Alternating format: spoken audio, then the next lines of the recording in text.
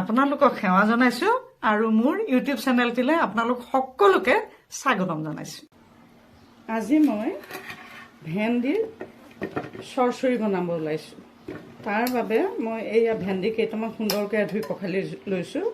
এতিয়া মই ভেন্দিৰ চৰচৰি বনামগৈ। গতিকে এই সুন্দৰ ৰেচিপিটো বনাবৰ কাৰণে পহিলাৰ পৰা চাওকচোন মই কেনেকৈ কৰি যাওঁ। পহিলাতে ভেন্দিটো মই এনেকৈ অলপ দীঘল দীঘলকৈ ধৰক, যদি ভেন্দিটো দীঘল হয় 3 পিচ হ'ব আৰু ভেন্দিটো যদি চুটি হয় তেতিয়াহ'লে 2 পিচকৈ হ'ব। ঠিক এনেকুৱাকৈ মই ভেন্দিখিনি বৰ্তমান কাটি ল'ম। এয়া চাওক, ইতিমধ্যে এইখিনি কটা হৈ গৈছে। গোটেইখিনি মই সুন্দৰকৈ কাটি ল'লোঁ। এতিয়া মই এয়া চাওক, এয়া বেলেগ এখন প্লেটলৈ এইখিনি মই ট্ৰান্সফাৰ কৰি ল'লোঁ। ভেন্দিখিনি প্ৰথমতে এয়া থেকেৰা 2 পিচ দি দিলোঁ, নিমখ দিলোঁ, হালধি দিলোঁ জোখমতে, চিলি পাউডাৰ অলপ দি দিলোঁ, জিৰা পাউডাৰ অলপ দিলোঁ, বগা সৰিয়হৰ গুড়ি অলপমান কৰি লৈছিলোঁ শুকানকৈ, সেইখিনিও মই দি দিলোঁ। কেঁচা আদা নহৰু আৰু কেঁচা জলকীয়াৰ পেষ্ট এটা কৰি লৈছিলোঁ মই, এইখিনি মই ইয়াতে দি দিলোঁ। এতিয়া মই এইখিনি সুন্দৰকৈ সানি ল'ম।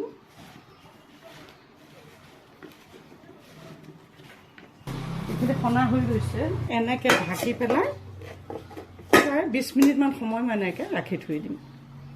গেছটো জ্বলালোঁ আৰু এটা কেৰাহী পাতি দিলোঁ। কেৰাহীটো গৰম হোৱাত মই ইয়াতে সৰিয়হৰ তেল দি দিলোঁ। তেল গৰম হোৱাত ইয়াতে মই কেইটামানে পাঁচফোৰণ দি দিলোঁ। পাঁচফোৰণকেইটা ক'লা পৰাত ইয়াতে মই নিমখ হালধি সানি লোৱা ভেন্দিখিনি ইয়াতে পেলাই দিলোঁ।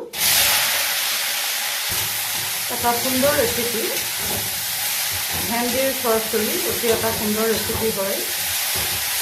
ইয়াত মই আপোনালোকক দেখুৱাইছোৱে থেকেৰা টেঙা 2 পিচ পেলাই দিছোঁ। কিয় পেলাই দিছোঁ জানেনে?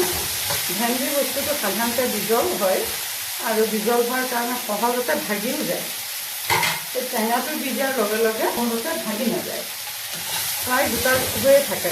চাওক, সেইকাৰণে মই ইয়াত টেঙা ব্যৱহাৰ কৰোঁ। আপোনালোকে থেকেৰা যদি নাথাকে আপোনালোকে তেতেলী হওক নাইবা নেমু টেঙা অকণমান চেপি দি হ'লেও তেনেকৈ ব্যৱহাৰ কৰিব পাৰে। এইখিনি অকণমান ৰাংচুৱা হৈ গৈছে।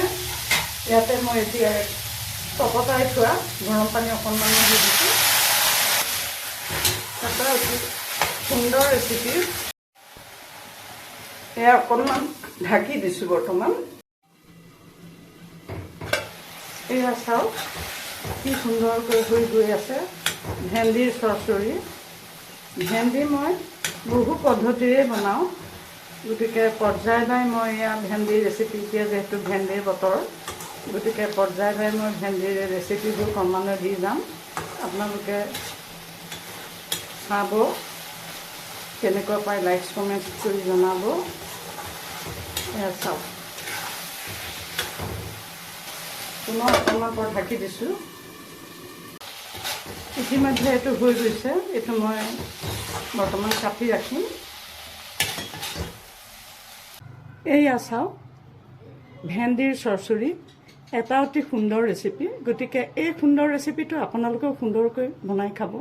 আৰু এটা নতুন ভিডিঅ' মই লৈ অহাৰ প্ৰতিশ্ৰুতি দিলোঁ আৰু আপোনালোকে ভিডিঅ'টো পহিলাৰ পৰা শেষলৈকে চোৱাৰ বাবে আন্তৰিক ধন্যবাদ জনালোঁ।